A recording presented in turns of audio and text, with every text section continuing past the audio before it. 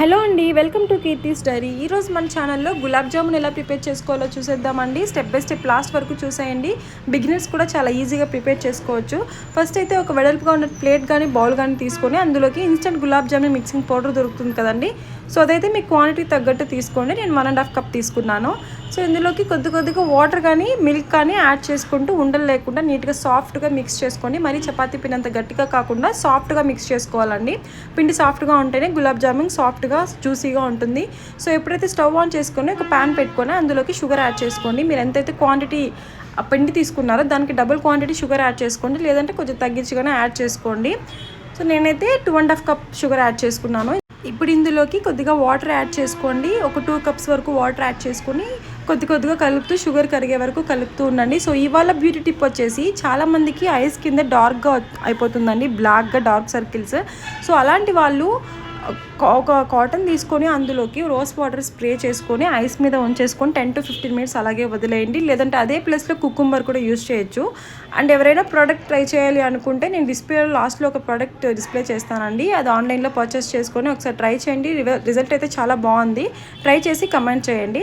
మరి తీగ పాకం రావాల్సిన అవసరం లేదండి. మరి వాటరిష్గా కూడా ఉండకూడదు. సో కొంచెం జిగురుగా ఉన్నప్పుడు అందులోకి కొద్దిగా ఇలాచీ పౌడర్ యాడ్ చేసుకొని బాగా మిక్స్ చేసుకొని ఫ్లేమ్ ఆఫ్ చేసేసి పక్కన పెట్టేసుకోండి. మరి వాటరీష్గా కూడా ఉండకూడదండి.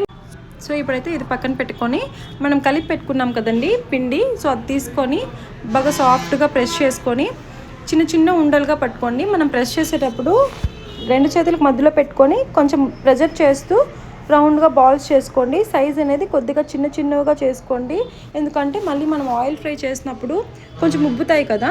సో అందుకని చెప్పి మనం చిన్నగా చేసుకుంటే కొంచెం తినడానికి బాగుంటుంది. లేదంటే మీ సైజుకి తగ్గట్టు రోల్ చేసేసుకొని చిన్న బాల్స్ చేసేసుకోండి.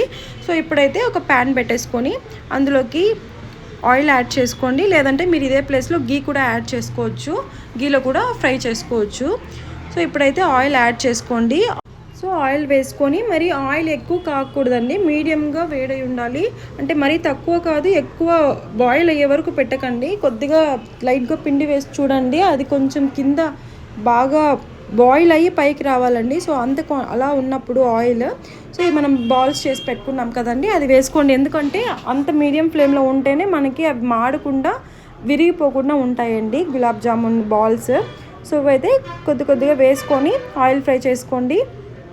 మనం పిండిని సాఫ్ట్గా కలుపుకుంటేనే మనకి గులాబ్ జామున్ అనేది జ్యూసీగా ఉంటుందండి. లేదంటే లోపల గట్టిగా ఉంటుంది. మనము పాకంలోకి వేసినా కూడా మొత్తం ఇది పాకం అనేది దానికి పట్టదండి. సో ఆయిల్ ఫ్రై చేసేటప్పుడు ఆయిల్ మీడియం హీట్లో పెట్టేసుకొని చేసేసుకోండి. అప్పుడైతే విరగకుండా బాల్స్ బాగా వస్తాయి. సో ఇప్పుడైతే మనం మరీ బ్లాక్గా అవ్వకుండా కొంచెం గోల్డెన్ బ్రౌన్ కలర్లో వచ్చినప్పుడే తీసి పక్కన పెట్టుకోండి.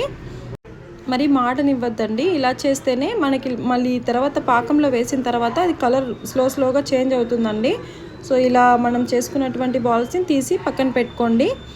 మనం ఇప్పుడు పాకం రెడీ చేసి పెట్టుకున్నాం కదండి, అది గోరువెచ్చగా ఉందో చూడండి. లేదంటే కొద్దిగా గోరువెచ్చగా చేసుకొని అందులోకి వేసేసుకోండి. సో ఇలా అందులో వేసేసుకొని ఒక 4 hours టు ఓవర్ నైట్ ఉంచుకోండి. గులాబ్ జామున్ చాలా జ్యూసీగా ఉంటాయండి. సో లాస్ట్లో అయితే నేను ఇమేజ్ డిస్ప్లే చేస్తున్నాను, చూడండి, ఆర్డర్ పెట్టుకోండి. Thank you. ఎవరైనా సబ్స్క్రైబ్ చేసుకోకపోతే సబ్స్క్రైబ్ చేసుకోండి.